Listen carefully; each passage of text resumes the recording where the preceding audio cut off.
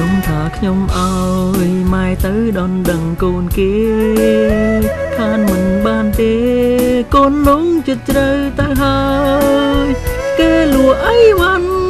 ចាប់ហួយនៅផ្សារម៉ែអើយបើសិនបាននាងគៀងកើយម្លេងកូនបានស្បើយពីទុងខា